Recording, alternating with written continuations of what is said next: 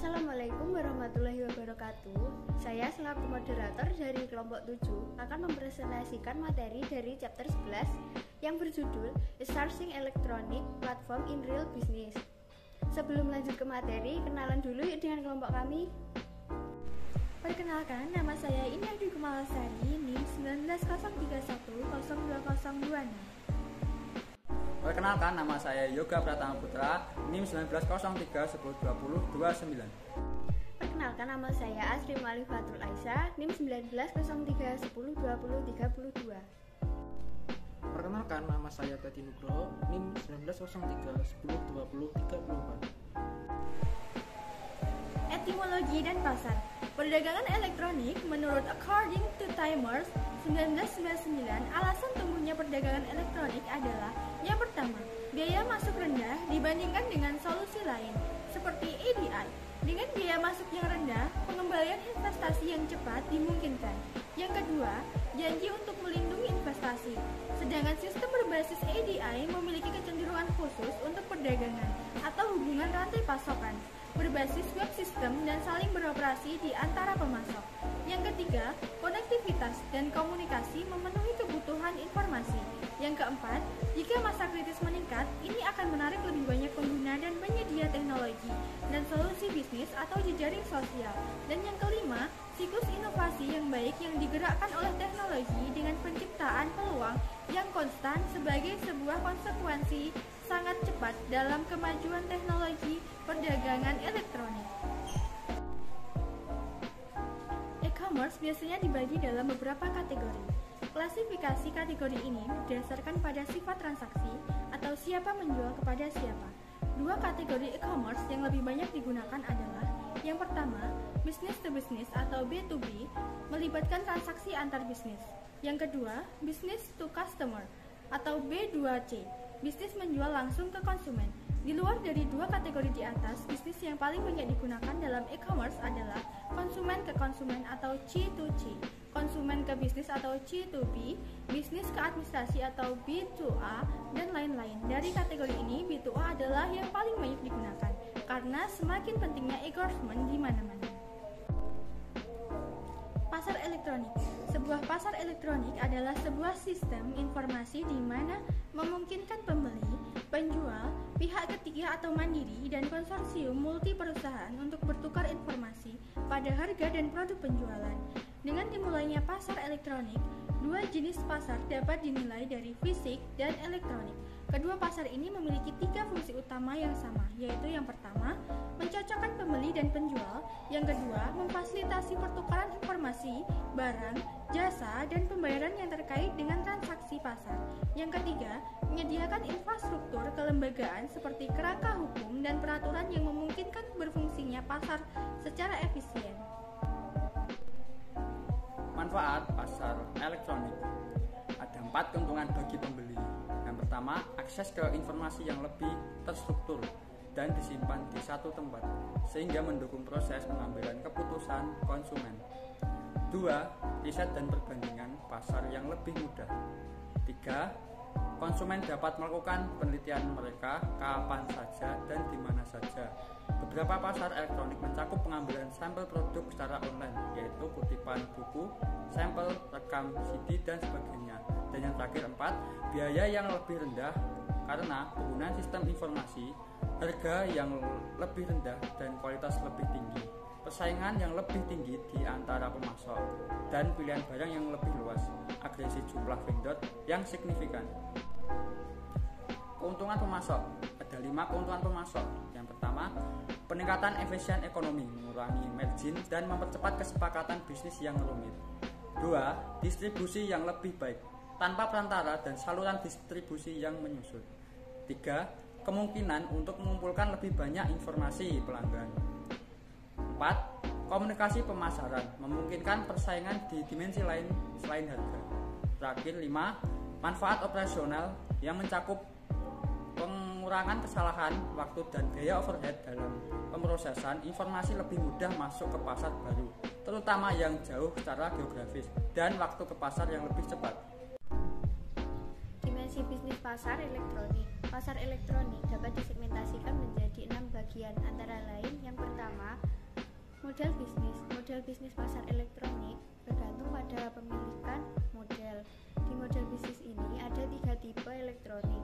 Yang pertama, fokus pada penjualan. Yang kedua, berfokus pada pembelian dan pemasaran netral. Yang ketiga, tidak menggantung penjualan atau pembelian, tetapi menarik keduanya. Yang kedua, mekanisme pemrosesan pemesanan literatur mengacu pada 5 segmen. Mekanisme proses urutan utama yaitu katalog, lelang terbaik, pertukaran, dan masyarakat. Yang ketiga, model pendapatan dimungkinkan untuk mengidentifikasi 5 sumber pendapatan utama yaitu biaya transaksi, biaya keanggotaan atau pelanggan, iklan, profesional, melayani biaya, dan nilai ditambah biaya layanan. Yang keempat, layanan pasar elektronik. Layanan pasar yang diberikan oleh pasar elektronik atau perlu dikonsentualisasikan tentang fase dari waktu transaksi.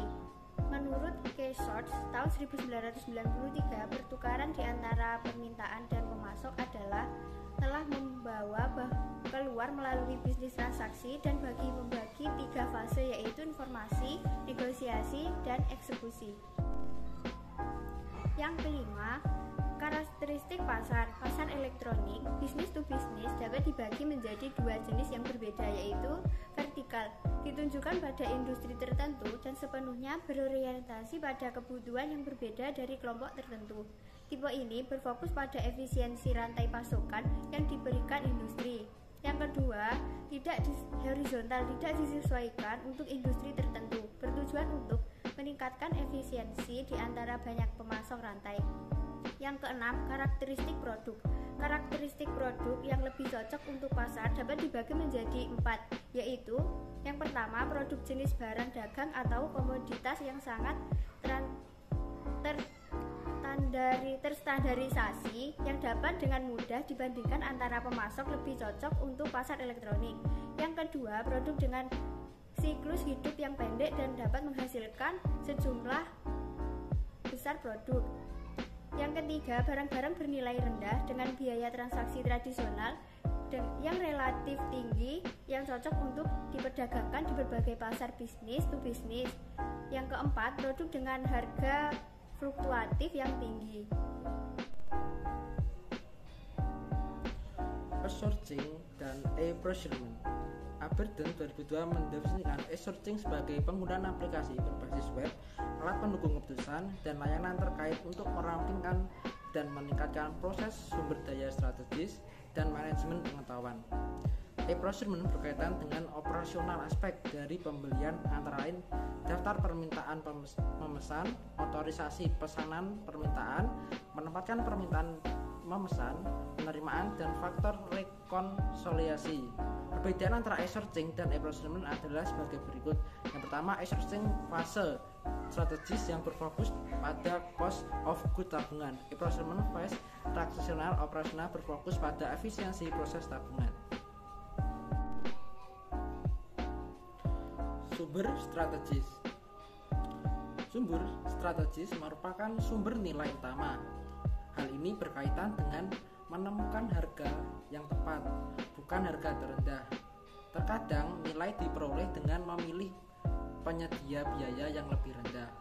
Terkadang nilai diperoleh dengan memilih penyedia biaya lebih tinggi dan biaya pemberi dengan lebih besar kualitas dan keandalan atau status.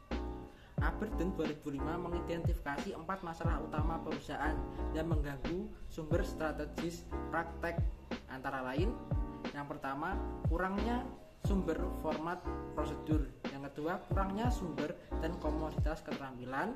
Yang ketiga, sistem tidak memadai infrastruktur.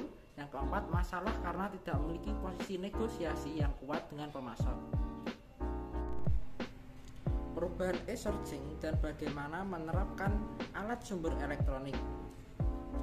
Alat e-searching atau alat sumber elektronik memungkinkan pengurangan sumber administrasi biaya di 60% dan memotong siklus pengadaan menjadi 2. Implementasi perangkat lunak baru selalu merupakan proses yang rumit dengan pintu masuk hambatan dan kunci faktor dari kesuksesan. Ada 4 pedoman untuk implementasi yang efektif dari alat sumber elektronik. Yang pertama, strategi definisi tujuan dan arah untuk mencapainya sasaran. Yang kedua, proses. Meningkatkan proses itu akan menghasilkan hasil nyata yang lebih baik. Yang ketiga, orang, yaitu mengelola masalah lama tahan terhadap perubahan oleh pengguna akhir. Yang keempat, teknologi, akses ke internet, kinerja dan keamanan alat sumber elektronik. Blok bangunan inti dari ISIP.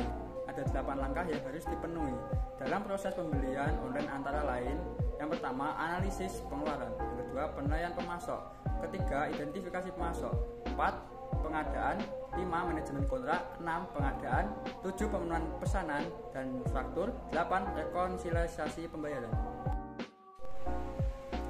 Blok inti ISIP dapat dipisahkan menjadi 2 jenis, yaitu yang pertama, konten jalur kritis.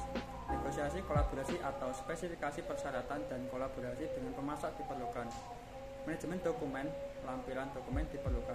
Ini adalah proses yang mutlak diperlukan untuk kinerja ISIP. Yang kedua, konten layan nilai tambah, manajemen proyek dan manajemen pengetahuan. Sekian presentasi dari kelompok kami. Jika ada kurang lebihnya kami mohon maaf. Semoga presentasi pada hari ini dapat bermanfaat bagi kita semua. Terima kasih. Wassalamualaikum warahmatullahi wabarakatuh.